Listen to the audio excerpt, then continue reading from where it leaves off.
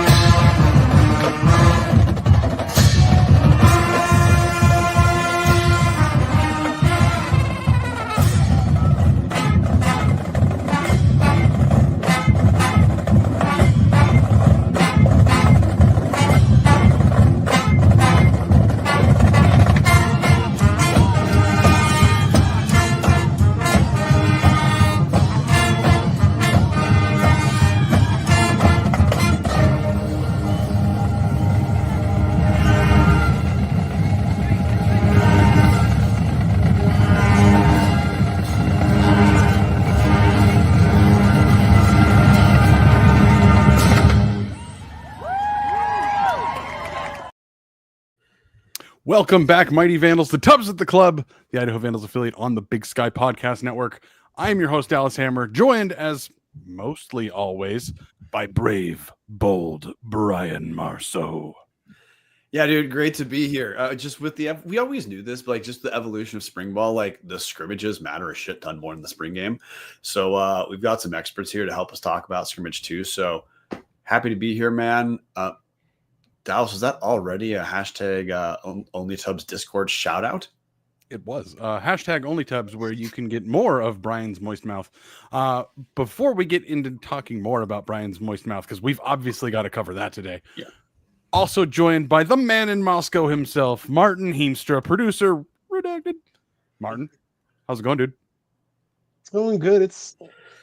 It's nearly May in Moscow, and it's nearly another week closer to spring game. And if you're a wrestling fan like myself, this next weekend's gonna be a super lot of fun watching WrestleMania.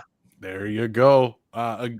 Unfortunately, we're not going to get into WrestleMania talk here, but what we are going to get into, guys, anybody watching live has already seen who's with us today. But if you're just listening in, it's at Trevor Junt on X, the everything app, or as we like to call it, Twitter or Shitter. Guys, if you don't know who Trevor is, you first off, go follow him on Twitter right now. He's the new beat reporter for the Lewiston Tribune covering the Idaho Vandals. He is the biggest J journalist we have ever had on this show. I have been the person carrying what little a broadcasting degree from University of Idaho truly means in the journalism world. Trevor comes to us from Wazoo, graduated from the Murrow School, and then also went to Northwestern, like the premier journalism school in the country, got his master's in sports journalism there. So we have the expert today, Trevor Junt. Trevor, welcome to Tubs at the Club. Thank you for coming on. I don't know about expert, but I'm glad to be here. The intro was pretty amazing, by the way, guys. That was a really good work. Excited to be here. Obviously, as you said, I'm a sports reporter at the Lewiston Tribune. I'm new covering the Vandals, and yeah, I'm excited to talk football with you guys today. Hell yeah. Well, Trevor and Martin were both at the last scrimmage. Guys, before we get in, I do want to quickly touch on something. Idaho has announced the spring game is not going to be attended. Excuse me. It's not gonna be, oh, that'd be weird. The spring game is not going to be broadcast. It has been a long day. Work has been killing me. The spring game is not going to be on TV. So if you want to see the Idaho spring game in whatever game it's going to be, the 25th, you got to be in Moscow, Idaho. Otherwise, you're not going to see it. But guys, let's open it up. Brian, I've been chatting for 4 minutes, which is way too long for most people to listen to me. I'm going to let you just fire the first question off here. Where do you want to take our spring football coverage today?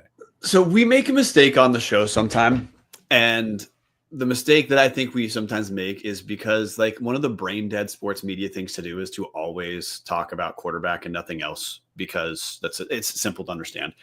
But that's like one of the big storylines of Idaho's spring and eventually fall practice is there's a new quarterback, and the competition has been it's been up and down based off what I've seen, but what I've been told the last couple weeks. And last week we said, hey, Jack Wagner probably has to lose the job, or Nick Joseph really has to win the job for you to not understand Wagner as the incumbent.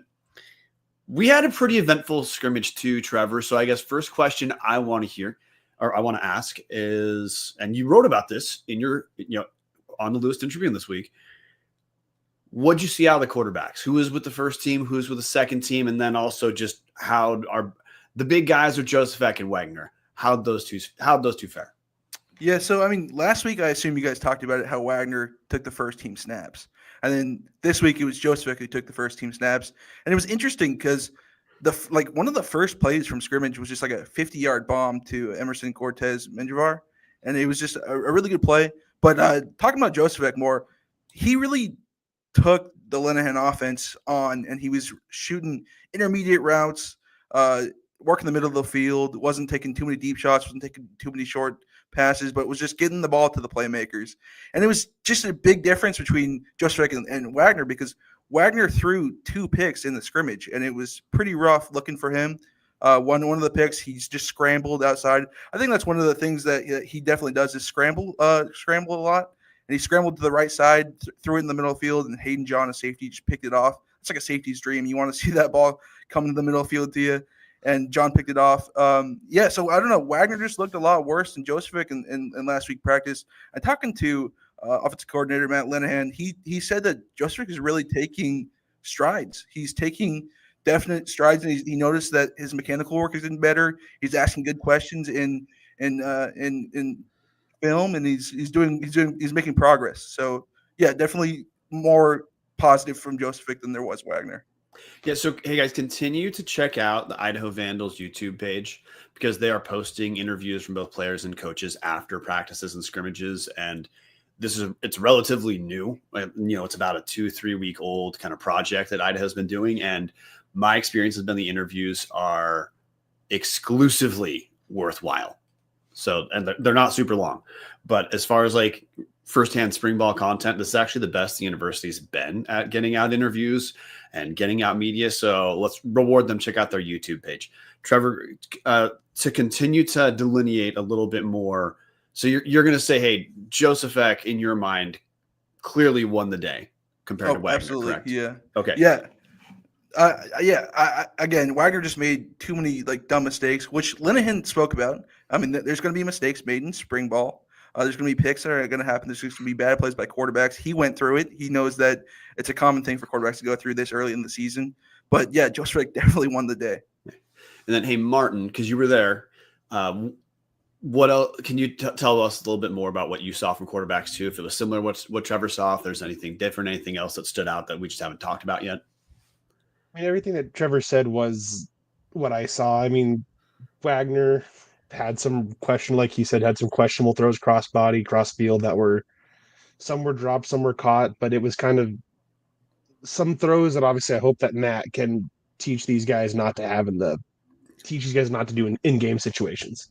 So Martin, with follow up here talking about Wagner, last season, at least when Dallas and I would talk about Jack Wagner, it was always kind of tough to be direct because on the one hand, dude was backup quarterback with it. Look, the offensive line was markedly improved last season, but it certainly was not Montana State. So there were reasonable constraints. But a frustration I had of watching Idaho with Jack Wagner is it seemed about 40 to 60% of the field was inaccessible because when he was thrown over in the middle, if Wagner missed, he missed pretty bad. And those are picks. Like, Trevor, tell me if I'm correct, one of his picks at practice was returned for a touchdown. So from what you saw this week at Scrimmage, Martin, did it look relatively similar as far as general capability on the Jack Wagner from regular season compared to Scrimmage? I'd say so. There's not a lot of it seemed like, this scrimmage, the sequence of this game, scrimmage number 2, it felt a lot more what we saw of Wagner last year with the deep balls, and that was kind of it with some short passes thrown in there.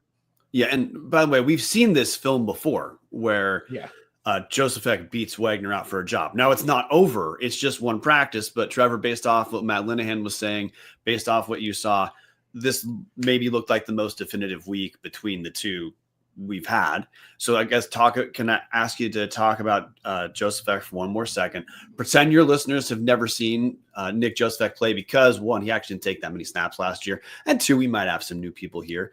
So based off what you saw from Nick Joseph, what appeared to be relative strengths, what appeared to be areas of improvement? Well, first off, I guess if I'm talking about Joseph, if I'm looking into next week's spring game, I'm expecting him to start. And again, it's way too early on in the season to say who's going to start next season. But I'm looking for Joseph to start with the ones in the spring game. And again, strengths, intermediate, work in the middle of the field, working that second layer of the defense, just over the linebackers. He was really excelled there. I guess struggles. I don't think he's too mobile. I don't know how important that is in a Linehan offense. Is mainly going to be run the ball down your throat and then throw short passes, intermediate passes to make those playmakers make good plays down the field. So yeah, definitely strengths are those, and the weaknesses maybe a little bit immobile. I didn't see too many mistaken throws, too many bad passes. He didn't throw deep too much. Yeah, that was about it for Joseph. Okay. One of the things that going back, and again, guys, we keep pimping it out there because we're certainly not university PR. That's why we haven't had a coach on in years. Guys, go check out the Vandal Athletics YouTube videos. Like they're phenomenal. They're the closest you're going to get to hearing from the coaches without hearing from Trevor directly, or again, getting subscribed to the Lewiston Tribune and reading about it there. One of the things that Linehan said, and Matt Linehan was one of the videos that they released after the scrimmage, was Joseph looked really good. He can read the field. He thinks about the game at a very high level. The coaches have a lot of confidence in him. But one of the things that he needs to fix in his mechanics is those short passes outside the hashes to really the edge of the field. Absolutely. Did you see that as an issue, like hitting the sideline? Was that something he was struggling with a bit? It kind of seemed like something that he was avoiding, to be honest. He wasn't really working outside the hashes too much. Martin, what did you see? Did you see that he was working outside the hashes? Because I don't recognize that.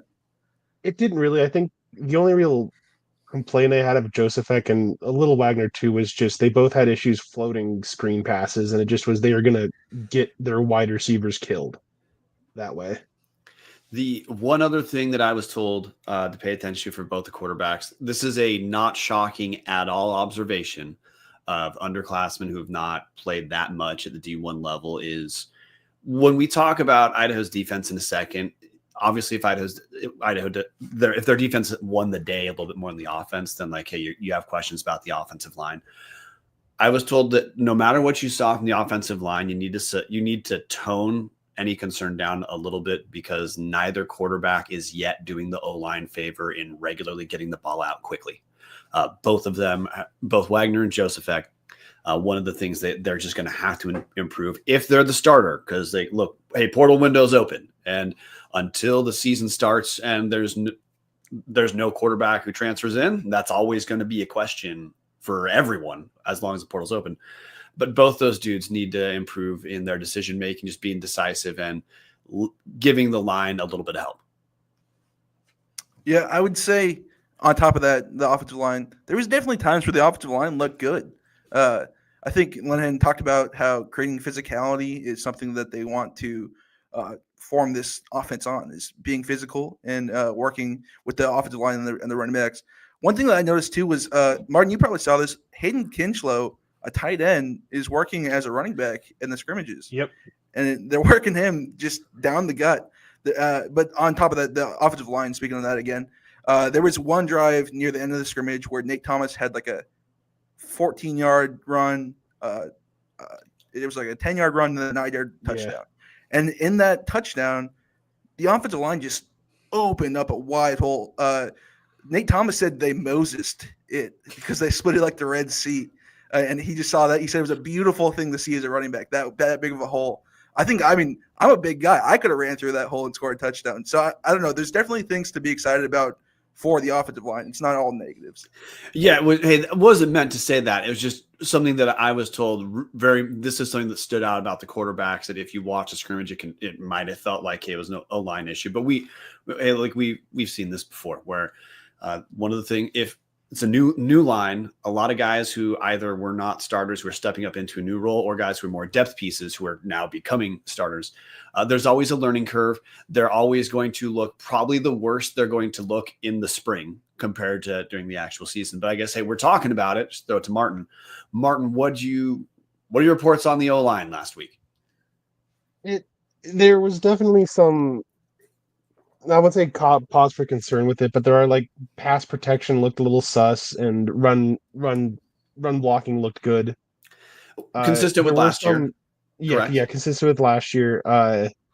Some players were, I wouldn't say getting bullied is the right word to use, but did have some slight hiccups where they maybe got embarrassed if you're paying attention to certain players or positions specifically. But nothing that I would say it's growing pains, and I'm not too worried about it. Okay. Trevor, thoughts? Yeah, I agree. I think Martin's right. The offensive line blocking, run blocking is way better than their pass blocking.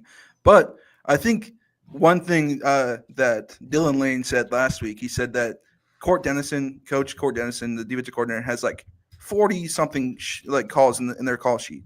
And it's just confusing the offensive line like crazy because they don't know where the pressure's coming from. There was one big play from the defense that came out where it was Dylan Koch. He was in at quarterback. Rocco Koch. Sorry, he was in at quarterback. And then a linebacker came unblocked, hit him, smacked him so hard. The ball popped out, and then the defensive lineman scooped it, scored it, 70 yards, touchdown. So, I mean, there are definitely times where the defensive line and the linebackers are just confusing the offensive line. And I think that's just early spring ball. What's going to happen, you know?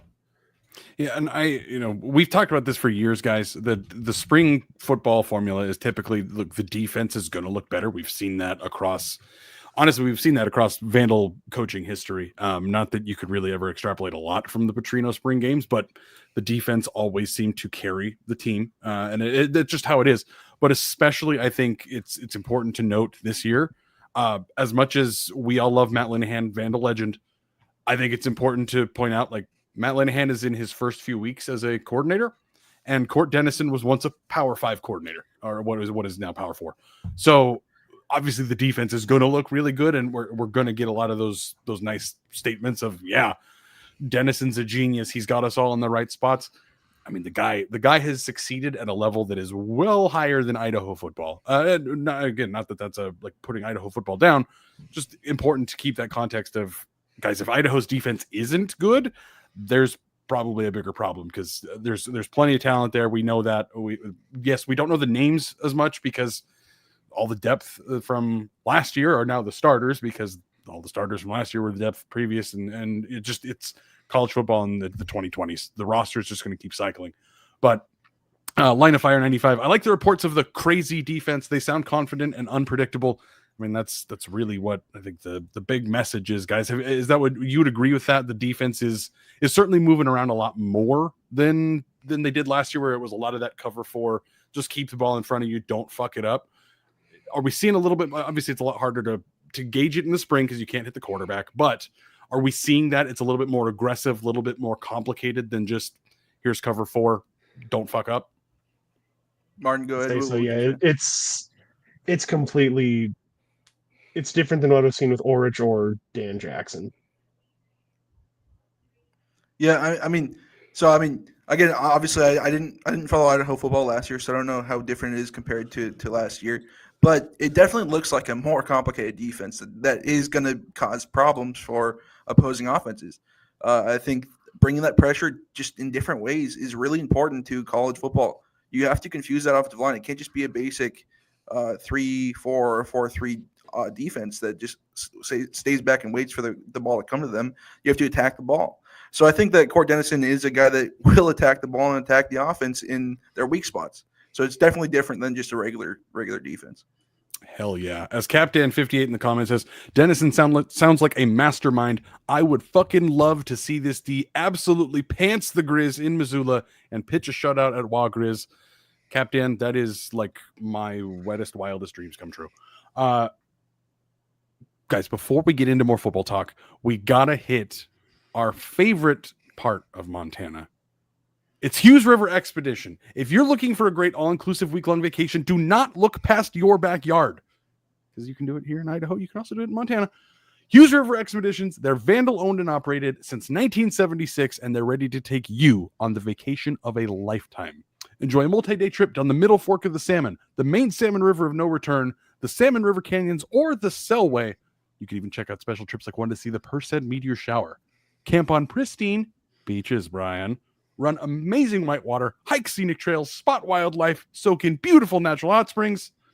And guys, the same thing I say to you every single week. Fish some of the most remote stretches of river in the entire country. Honestly, I would say the entire world. But obviously I can see where Hughes River's got to say it's country because you can't get into the competitions with folks across the world. But anyways, if you like fishing, guys, if you like anything outdoors, just bring your clothes and HRE will take care of everything else. Grab a paddle, catch dinner, and ride the bull all throughout the Gem State. Call them now at 406-540-4450. Again, that's 406-540-4450. Or check them out at hughesriver.com. And as Line of Fire 95 says in the comments, missed the transition, wettest, wildest dreams. Hughes River is wet and wild. I'm not going to use your real name, Line of Fire, but man, we got to figure out a way to pay you for that one because I'm going to start locking that one in, guys. We are rewriting the HRE ad. No approval from Colin needed. We're just going to start going with wet and wild every time from this point forward. But anyways, Patty Frakes comes back in and says, as he gets us back onto football talk, like he has a tendency to do, I would just hope there's not too many calls in the playbook. Can get tough with transfers and such to mesh with such a super complicated defense. That is obviously always the bit of the problem, as he then follows up. I think Eastern and Montana were both victims of that last year. I think Patty is probably the number one authority on a defense getting too complicated for guys that probably shouldn't have been playing it anyways, to then watch Eastern give up 70 to the Little Sisters of the Poor every week. But anyways, guys, I've been rambling again. I want to shut the hell up. You guys want me to shut the hell up. Brian, I'm going to leave it back to you to take some questions elsewhere so that I can just stop talking. Well, we've talked about the defense in general terms so far. And hey, last week we talked about the position groups within the defense that we're a little bit more clear of. The TLDR version of that is who the likely D-line contributors are. We're pretty clear on. Secondary and then linebackers it's a little bit more of a question because there's more broad turnover in those position groups. But Trevor, I guess defensively, are there players standing out? Are there position groups standing out? What would it look like if we've had back-to-back weeks where even though the offense looked better in scrimmage 2, you'd say the defense is sitting at 2-0 right now in spring scrimmages, which again, 1,000th time normal. But what's standing out about Idaho defensively? I think the defensive line is really standing out to me. If we're talking about transfers a little bit, Donovan Parham, he looks terrific. He's had a great couple of weeks. He's causing disruption in running games and in the passing game. And then Maurice Himes is a guy that stands out to me. He's a huge defensive lineman. I think he's like 6'5", maybe, and he's getting to the quarterback all the time. That defensive lineman, the defensive lineman group is looking solid to me. I think there's more questions at linebacker. Dylan Lane was a main guy that I was seeing, and then he kind of got injured in the last scrimmage.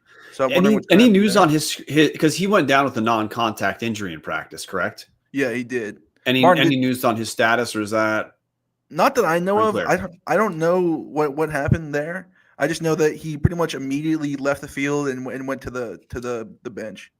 Okay, something that sounds like it might have been a hamstring, but we don't have good enough sourcing to say for a fact. Okay, and then I mean Isaiah King is a return. He's going to be. You could probably pencil King in as a starter in the linebacking room, but anyone standing out other than you referenced Lane, anyone at linebacker secondary that you feel has stood out a little bit? Not too much. I mean, again, Hayden John had that pick. There was another freshman, I forgot his name, who had a pick last week. He got the axe of the day in that first scrimmage. There's just a few guys that are like young guys who are trying to go up the depth chart and make a difference in the secondary. I mean, obviously it's working. They got 2 picks in the last scrimmage, and I don't know. There's not too many guys that I know that are standing out personally to me, but it's definitely young guys.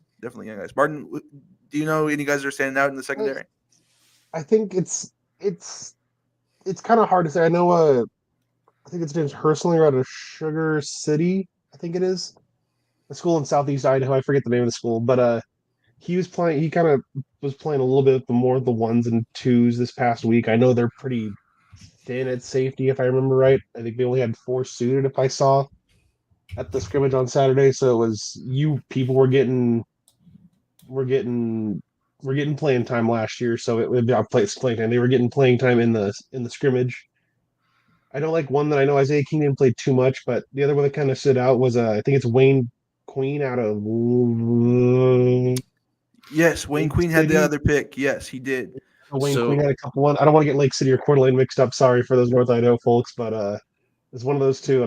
But I know he was playing a little bit too. He's a linebacker though, right? Wayne Queen, linebacker. That's the other one that kind of stood out too. But one thing for you guys definitely covering Idaho throughout the years, missing Keyshawn James Newby is a big miss, right?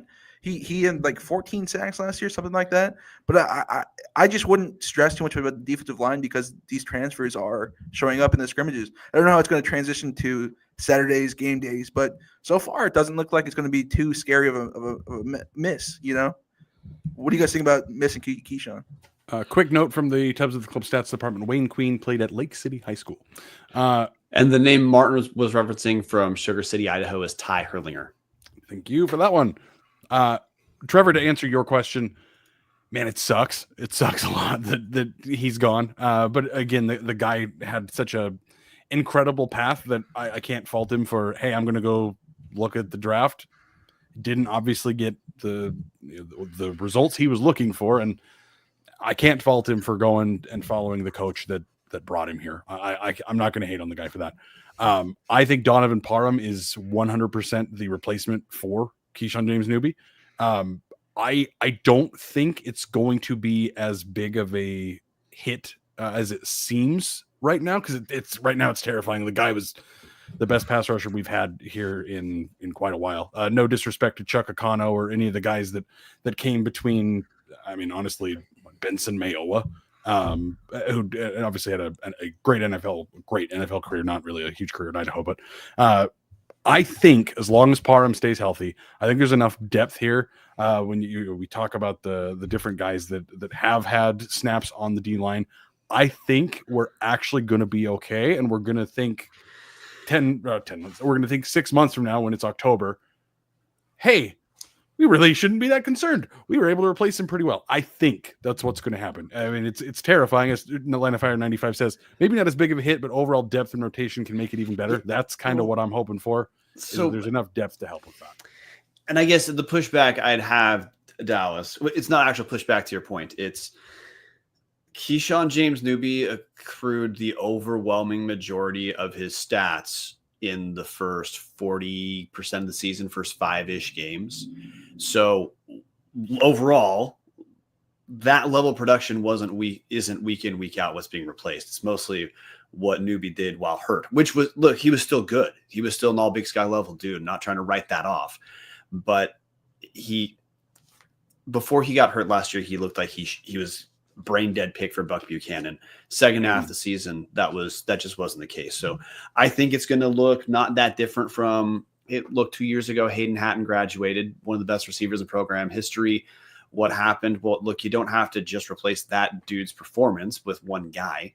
You have different pieces that come in. The hope is you can replace around 80-ish% of his production and then get more production from someone else. And that's going to be good enough. So I think, honestly, I think Court Dennison is a gigantic upgrade over Dan Jackson. I just think unequivocally we're going to find that to be the case. I think maybe like the big what if we have is if Keyshawn James Newby could have played under Court Dennison. That's kind of a big deal, but that was never to be. So, Trevor, to answer your question, not yet worried. And look, Idaho's not the only school that has impact players to replace. That's the reality of being good in the FCS. You're going to lose guys like, hey, Montana State has generational talent they need to replace on both sides of the ball. So am I concerned about Idaho's situation? No. I mean, honestly, a recruiter like Ford, if you're going to lose a coach like Jason Eck in the era we live in now, a guy like Thomas Ford is, I mean, I think this, in some ways, this feels like this is Thomas Ford's time. Guys, I have a question. We haven't gotten too much into it, but I do have a question. Tight end. We talked about it for years. We thought we were going to see a lot more production out of the tight end room under Jason Eck because of the way that the roster was constructed, the way that on the amount of tight ends that lined up out there. And then it just never seemed to click. Alex Moore was phenomenal when he was healthy. Unfortunately, his body just couldn't keep up with the demands of Division I college football. Honestly, to me, one of the bigger what ifs, because when that guy was healthy, he popped. We've seen Jake Cox, love the guy, nothing against him. He's not out there catching 100 passes for 1,000 yards. Are we going to see more out of the tight end room? Did you guys see anything popping from the tight ends that got play? Trevor, I'll have you go first. Did you see anything from the tight end room? Are there any guys that are popping out of like, hey, this guy could be a major contributor and we might see more of an impact at the tight end position than we've seen? So first off, I'll say I hate to be a downer, but no, there are no guys that are like shining through that are like, that guy's going to be a star. But second, I will say in the Linehan offense, tight ends will be important. So we'll definitely see a guy grow into the position more. I'm not sure who that guy is yet. I'm not sure really who's shining yet because it's just not anybody that is right now shining. But those intermediate routes, like I was talking about, that Joseph was making, was a lot to tight ends and then a little outside to wide receivers. But yeah, I don't know about any guys that are shining yet, but they will be important in this new offense. Well, the name that we've heard the most from different coaching interviews so far as taking a step is Chance Bogan, who, he was initially a recruit to University of Washington. He's kind of been a name that we've all kind of sat on the fence waiting for Bogan to take some sort of developmental step. Well, and quick pause, Brian.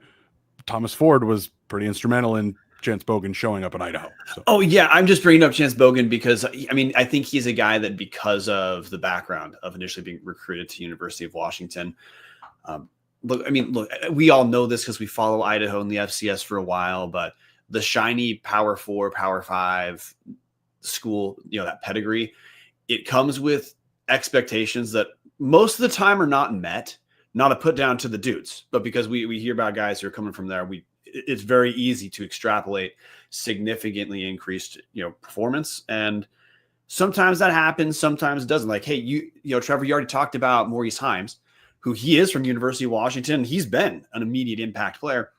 That wasn't the case with Bogan, but some guys do have old school development over a handful of years, and it does take to junior year to develop. So out of tight end, Jake Cox is going to be the top guy. We know that. But I guess the running is more who's going to be your number 2. And I think Chance Bogan is who you would pencil in if the season started today. The other one that I just will jump in and quickly mention, he was also getting runs with the ones as well, was a Aiden Nixon out of Timberline. I think he redshirted, sorry, redshirted last year, I believe. So I think that's another one to kind of, I'd say you'd say not keep, just remember for future game stuff, because him and Bogan have been kind of rotating with the ones so far with the scrimmages, the two scrimmages so far. It's funny, Martin. I was about to direct that question to you of like, who do you think could be the guy? Because you were talking up Mason Mini for a while, you and Patty both, and then all of a sudden he went to Michigan State, Cal, and then I'll be honest, I was souring on Bogan just because of how much people he came in at the hype of being the flashy recruit that Idaho got, but he's starting to show. Obviously, like you guys said, sometimes it takes some people some time to develop, and exactly. well, it's starting to show, look, but still, still got more to do. And to be fair, look, Idaho fans are still kind of recovering. When Alex Moore had to, hang it up, everyone was hopeful that with Mason Mini and Jake Cox coming back, hashtag Mini Cox would be what we were talking about all season. So that's off the table. So look, we all have we all have some growing pains we're going through right now, you might say. But I do look, there's on the offensive side of the ball, I do think we're learning a little bit more each week about what the wide receivers are bringing. And that's a very new room overall. So Trevor, just tell me who's standing out in the wide receiver room, and based off what you're seeing, because when you're talking about these guys, virtually all of them, minus Michael Graves, are going to be new to fans when the season starts in August. If you're able to project they're more likely to be outside guys or slot guys, just make sure to throw that in. What's the receiver room look like? Yeah, it's still a work in progress, definitely in the receiver room. When I asked Ford about, obviously, like there's going to be a quarterback competition, but I asked him about any other competitions going on. He said definitely in the wide receiver room. I'm not 100% sure how to pronounce his name, but Emerson Cortez Menjivar, I believe it is how you pronounce it. He's a guy enough for Tubbs at the club. He's a guy that last week had about, I think it was a 70-yard game from Wagner, put him in the red zone. And then this week, immediately, like I said earlier, about a 50-yard game from Joseph. He's a guy that's going to be working the outside, and he's going to be burning corners and working on top of safeties. He's a guy that's standing out to me. And then otherwise, again, it's just so much competition going on there at wide receiver. I'm not sure who else is really standing out there. It's definitely shorter routes are what I think the Linehan offense is going to be, those intermediate and short routes. And it's whoever can make the plays and break tackles. I'm interested to see who can get the yak and who can excel in those short passes in the wide receiver room. Martin, did you notice anybody that was specifically standing out with those short passes? I'll be honest, no. I think that's kind of the short answer is just there wasn't anybody that really stood out the short and medium stuff at all. It was just we had deep balls to Dwyer last year. It's deep balls to Emerson Cortez Menjivar this year. Let me ask the question a different way. I'm going to talk as though Joseph X is a starter, which, hey, obviously we don't know for a fact that's the case, but let's just assume that for the sake of this discussion. Other than Emerson Cortez Menjivar, is there any player who Joseph X seems to kind of like naturally have a connection with? For me, it didn't really seem like, because there was a lot of rotation in the games. I know Ryan Jeziara was getting reps with the ones. Tony Harsty last year was getting reps with the ones. I know he was kind of a favorite of Joseph Eck last year. Who was another one? Graves and Junior Alexander was as well. That was kind of the other one. And those were kind of like I wouldn't expect there's going to be a big, outside of ECM, I don't think there's going to be one standout guy this year, I would think. I just want to make clear, Harsty is number 15. Is that correct? 4. I'm still learning number 4. 15 is Super Alice, I think. Yeah, Davion Super Alice is a guy that the coaches in multiple interviews have referenced as looking like he could be an impact dude. Yeah, he got some of the intermediate routes. I don't know. I'm still learning the team more. I will be frank saying that. Some of the names that are still coming to me, but 15 stood out, and then I think it was number 9 got some intermediate routes as well. I don't know, still not guys that are like particularly standing out, but guys that are kind of flashing, I guess. Okay, There's so still. Sorry, Brent. I was just going to say, just saying it's still a work in progress based off the phone calls, discussions I had. Emerson Cortez Menjivar, of course, a dude to pay attention to, but to expect Lanyata Alexander, aka Junior, transferred from Montana State, and Davion Superalis are 2 guys that in some capacity look like they're going to be doing fine. And then look, we talked about it too. Marte in the comment section said Michael Graves, number 1, has been looking good. And he's a deep threat. If he can be healthy this year, that's a big deal for the offense. Based off early information we have right now, Michael Graves is healthy. So if he can stay healthy, I would be floored if he is not an impact guy with Ford, because the 1 year that he was healthy, he was a meaningful contributor.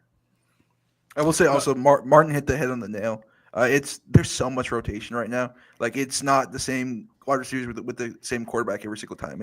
They're switching them out. They're seeing who's going to get the advantage, and they're going to see who's going to be starters going on down the line. Love it.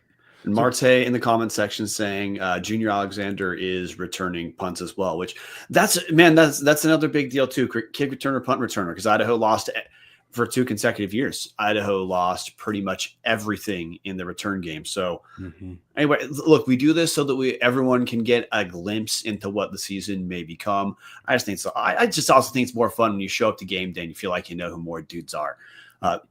We have buried the lead on maybe the most known quantity, but Dallas, you had a point you're about to make. So before I ask Trevor about the running back room.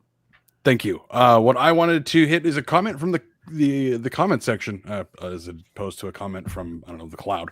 Crewhead 76 in the comments. What have been the base formations personnel on offense? And I want to quickly fill in here. Trevor, you mentioned Kinchlow moving from tight end to running back. Linehan talked about that in his interview after the scrimmage. He kind of got moved to running back because he played running back in high school, and he's one of those guys that just, you love having him on the team because all he wants to do is contribute however he can and just wants to help the team win.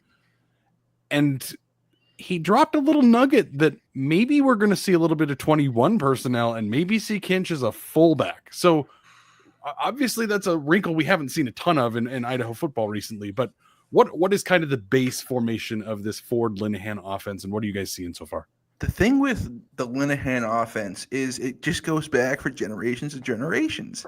It's those guys that are in the NFL, the guys that are picking up on it, like Kyle Shanahan and the Kubiaks, Gary Kubiak, Clint Kubiak. Those guys are picking up on it. They love fullbacks, and Linehan loves a fullback. You can tell that in the scrimmages so far. Kinchlow is running it down the gut, and he is running it hard. Not just that, but not only 21 personnel, but I think 12 personnel as well. They're probably going to be using 2 tight ends pretty commonly. So yeah, a fullback will be used a lot, and then I think there will be some 2 tight end sets as well. It's just how this offense runs, I guess. There's another Linehan thing that I was given a tip on, and sometimes it's hard to compare coaching staffs without it sounding like a backhanded compliment. That's Brian, I got to pause you real quick. Do I need to leave the room for what you're about to say? No, you do not. I'm on the edge of my seat then. No. Well, it's that, hey, so Matt Linehan's, of course, in his first year as an offensive coordinator, but he's also quarterbacks coach. So that's 2 positions he has this year he did not have last year. Luke Schleisner had both those positions last season. And fingers crossed this materializes in a way that matters. But what we've been told is, hey, if anyone ever met Luke Schleisner last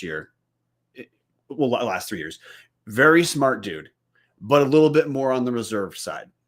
What we've been told is at the level of being a teacher, not just coach, teacher, at the quarterback position, is Matt Linehan seems to be a little bit more comfortable addressing a room and breaking down like plays and film with an audience in a way that really could matter for a quarterback development. So the early returns there's nothing we can really extrapolate as far as like how effective Linehan's going to be as an OC this early in spring, of course.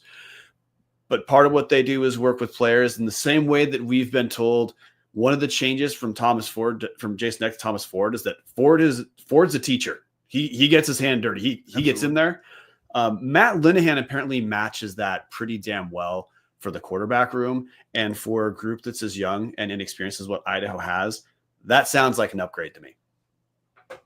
Yeah, I definitely noticed that he's a guy that will. You're right. He's definitely a teacher. He's a guy that will teach these young guys, again, with his experience being a quarterback, an Idaho quarterback, correct? I mean, he's going to have that experience where these new guys are coming in.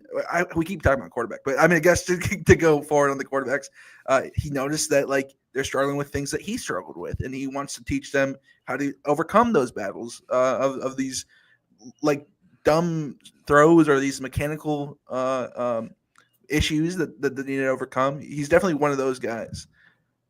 Absolutely. And you said something about comparing it to like past generations. Is it? No, I'm saying it's sometimes hard to compare like one coaching staff to another without it sounding like you're putting down another when I'm not. Like I just said, I think Matt Linehan may be an upgrade, or he may be more of the style of coach that this room needs. I was just trying to specify that. Look, Idaho, we just finished the 3 best years of Idaho football in my lifetime. So obviously the last coaching staff did more than a few things right, but that doesn't mean that, there's not places we can potentially see improvement. Yeah. I've got a question about previous years, I guess the past like 3 years or so. Oh, thank God you didn't go further. Was there any under center stuff? Was it all just shotgun?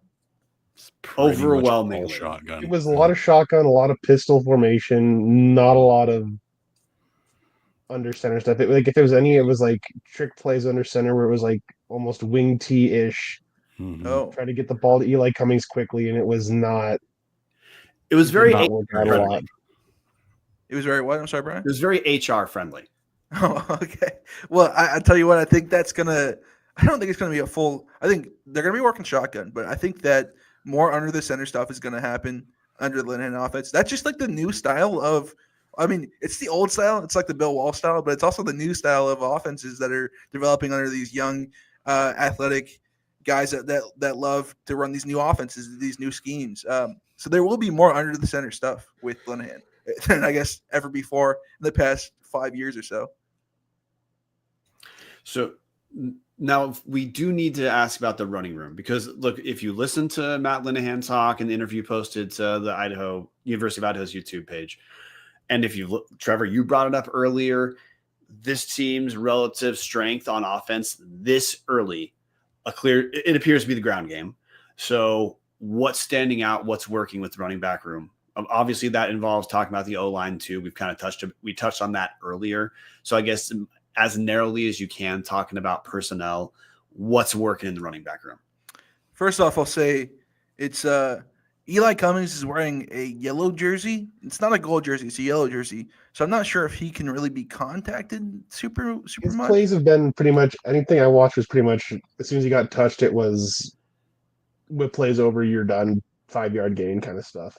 And Williams as well, correct? He was wearing that. Yeah, yellow he was jersey. also he was wearing a red number 4, so it was a little hard to figure out who it was, but he was also wearing a no contact, and So for the most part, it was pretty much Nate Thomas and Kinch were the only two quote fully practice available running backs for scrimmages. Yeah. That's what I was gonna say too. I mean, Nate Thomas. One thing that Ford said is he always looks like he's better when he's playing physical football. When the pads are on, Nate Thomas is going to look good, and he does look good. He loves hitting guys. He said he likes taking the hits as well. Kinchlow again running down the gut. He looks good. He actually is gaining yards, and it was kind of shocking the first practice because it's like, is that Kinchlow playing running back? And he was just getting those I don't know, like 5 to 10 yard gains all the time. The offensive line doesn't look bad, but one thing that Linehan did say is he said that Eli Cummings is going to be important to the offense. Although we don't see him very much right now because he's wearing that yellow jersey, he's going to be important to the offense come fall.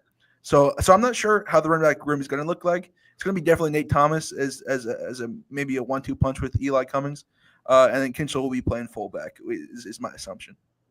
When we heard at the beginning of spring, they were talking about using Eli's skills as a receiver and having him catch balls out of the backfield a little bit more than we saw under the previous staff. They even mentioned, I think it was in Ford's very first 2 questions. They also mentioned he might even play a little bit in the slot. Now, I don't believe that in the spring when we're talking about it at the end of March. I don't think we're going to see Eli Cummings in the slot in the fall, but at least the thought is there and there's things kicking around. So I think it's a pretty safe assumption to say that Thomas is going to be the heavy. We know that. And Art Williams is also going to be involved as long as he comes back healthy.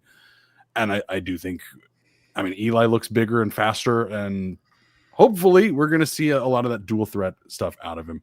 I do want to address another thing in the comment section very quickly. Crewhead 76, wide receiver Cat, I hope went to New Mexico and isn't coming back. I do want to point out, for anybody that thought that the Hamper Cat was long gone, Mark Hamper is technically back in the transfer portal. Do I think he's coming back to Idaho? Not a chance in hell.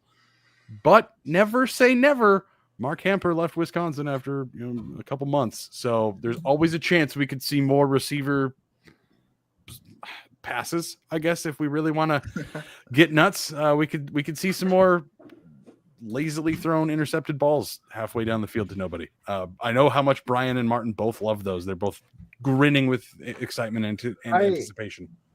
Speaking of Hamper Cat stuff, I know Brian and I know Dallas loves to joke about it, but I know I've said to both Brian and Dallas and I know this is not talking about running backs at all, but stuff we might see in the future as far as Hamper Cat-esque stuff.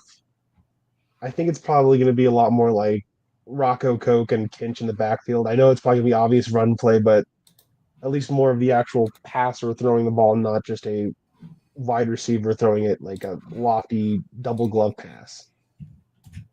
On top of the running backs and offensive line, I would say that Lauren Inslee is doing a very good job as well as the running backs coach and the offensive line coach. I think he's a guy that should be shouted out for sure. And then with those trick plays, like Martin said, I don't think there's going to be any crazy wide receiver passes or really anything that's consistent in this. We haven't seen.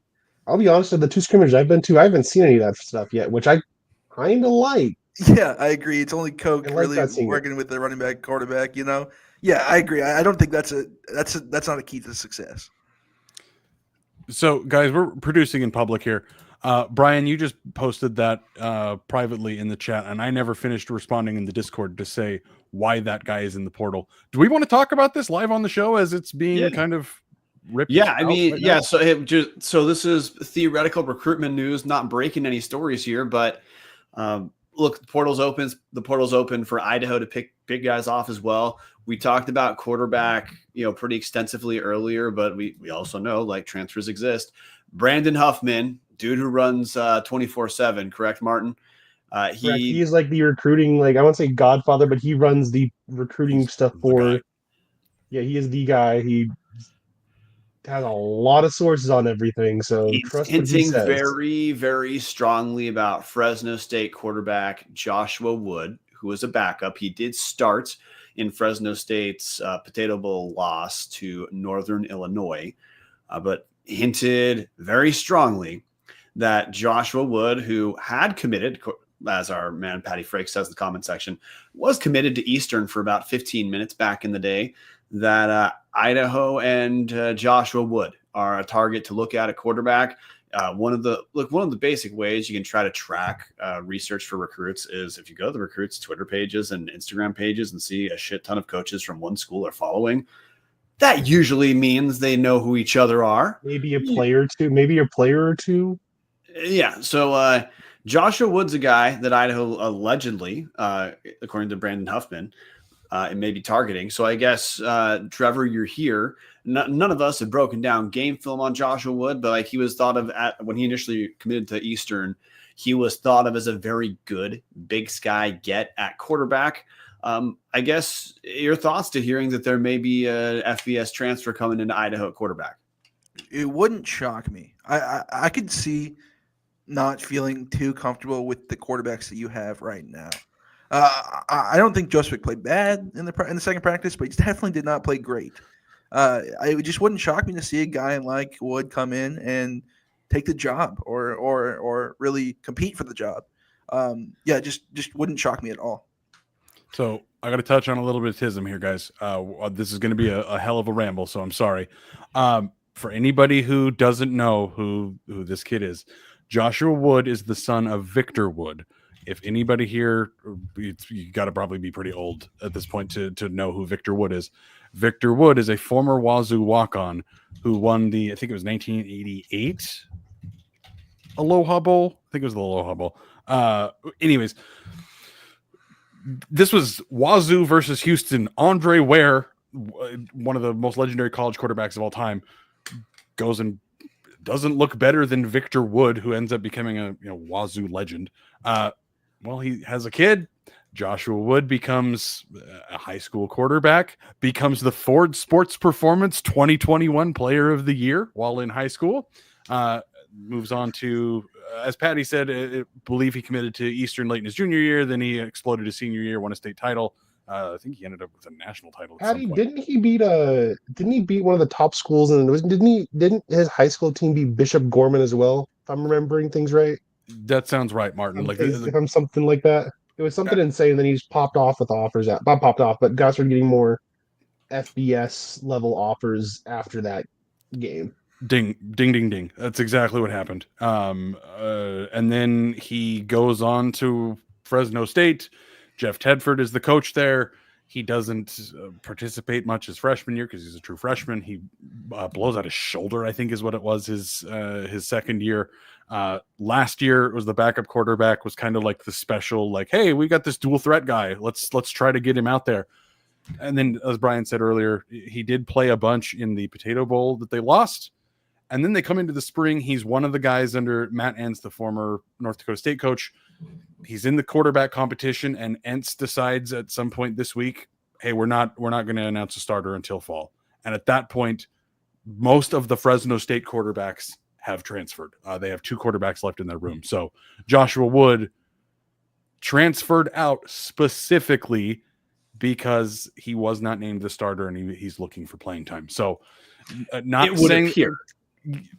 not saying that we're guaranteeing that this is for sure happening and what's going on. But yeah, guys, when there's smoke, there's fire. And if you're a guy who's been in the Mountain West and you're looking for a quarterback playing time, well, coming down to a school that made the playoffs and lost their starting quarterback for second year in a row, probably not a bad place to be looking. Yeah. I mean, hey, this is Thomas Ford's livelihood too.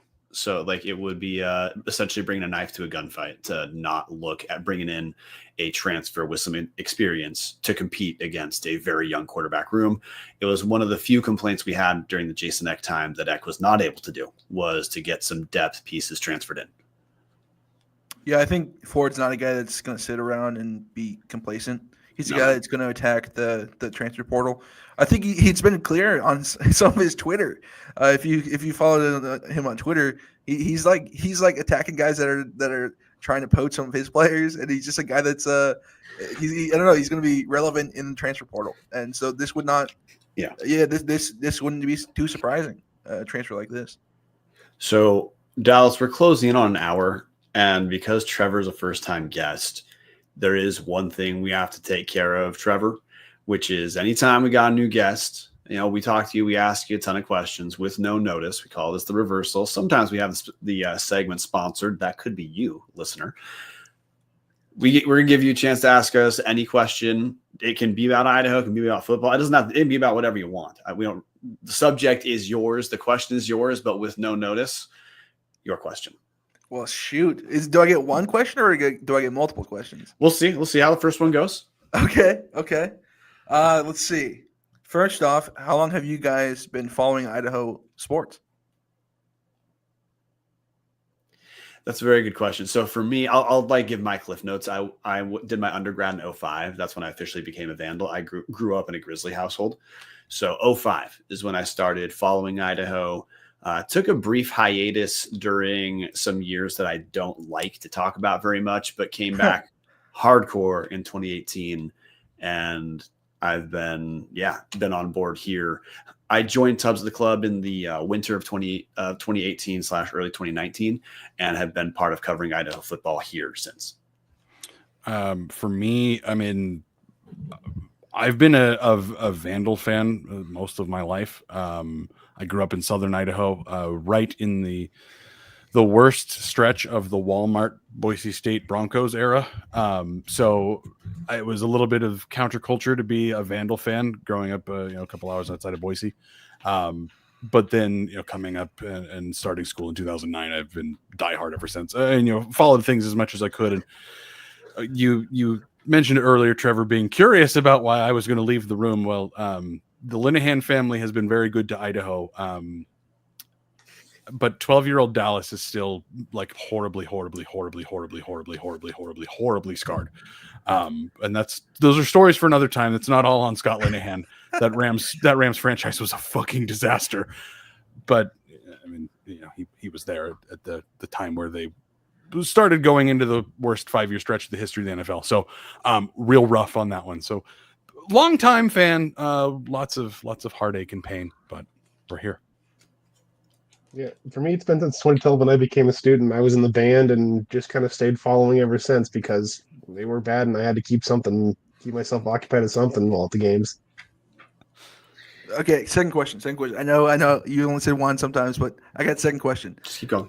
What made you want to go into sports media? What made you want to cover sports for fun and for money, I guess, as well? But what made you want to go into sports media? Well, you go first, dude. I'll take this one since I'm the one who did have a career in this. My grandfather had a pretty brutal cancer when I was in middle school. Thought my whole life from that point I was going to go be a doctor. I graduate high school. I come to Idaho and I realize, fuck that. I don't want to do that. What's something that I enjoy that won't be like brutal? Broadcasting. Well, I'm so shy. I'm terrible with people. I'd rather be locked in a room by myself all day. Hey, you know what? Getting a broadcasting degree is going to break me out of my shell. And then that's what took me to it. And then junior year, I got into one of the classes where I covered the team with the Inside the Vandals program. And then since then, I've worked in sports media somehow, some way, either our volunteer hours with Tubbs or being a big J journalist here in Spokane. So that's what got me into it. Was honestly wow, do I really want to commit my whole life to like studying and being a doctor and shit? No, I'd rather pick up a camera and talk to football players. Well, and we groomed Dallas to become part of Tubbs of the Club because he started out as a listener, that was how I started out too. Dallas and I did not start the show. Martin was involved in starting the show. So I mean, I'm curious what Martin's rationale is going to be here, but I was just a super fan, and I just I know I don't talk a lot, but I mean, it's just kind of like Dallas a little bit, not as much because I'm still a little shy, but I still it gets me out of my shell a little bit, and I just like talking. I like it'll be a throwback, almost 4 years now of being a ray of sunshine and rainbows on the show. Yeah. So I did a little bit of sports writing at the University of Idaho when I got my master's degree. Not a ton. I didn't cover football. It was basketball exclusively.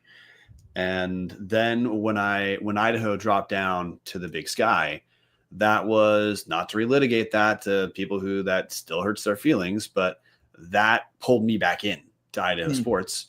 And I was just starving for anything Idaho related. That was also about the time when podcasts were taking off. And like you could say you were into a podcast unironically. And so, hey, look, Chris Hammond started Tubbs of the Club, and that was, Tubbs of the Club, the podcast, technically. The podcast. Yeah, I know. Sean Kramer started the website, and I read Sean Kramer's stuff, but I'm talking about how I got involved. I didn't get involved with the website first. I got into Tubbs of the Club, the podcast. Simultaneously, I was doing some sports writing for the Montana Mint, where I covered Big Sky basketball, the conference as a whole, did their newsletter, and then started doing some Big Sky conference football, like power rankings articles. But I just started listening to Tubbs the Club. I would send in a bunch of messages when I thought they weren't hard enough on Mason Petrino being the starter because that was a catastrophe.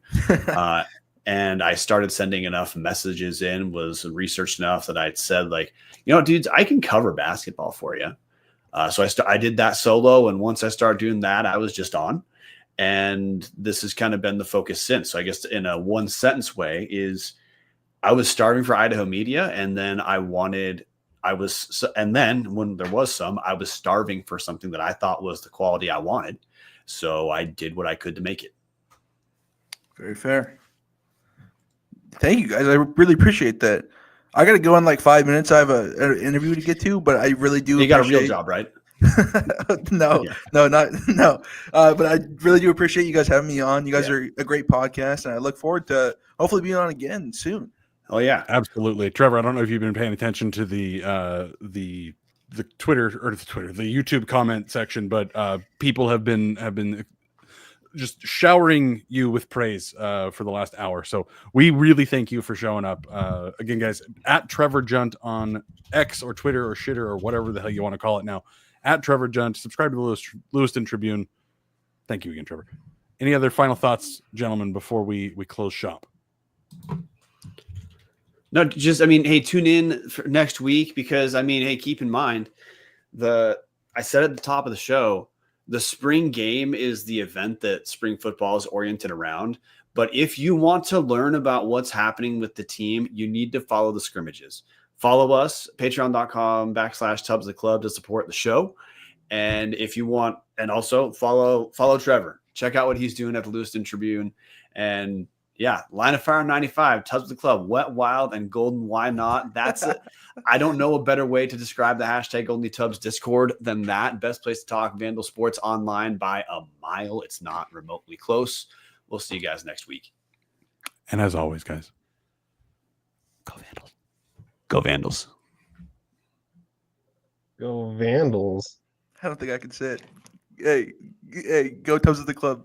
This is producer Brian doing a terrible job of even finding what we're going to play us out with. So we're just going to call it good.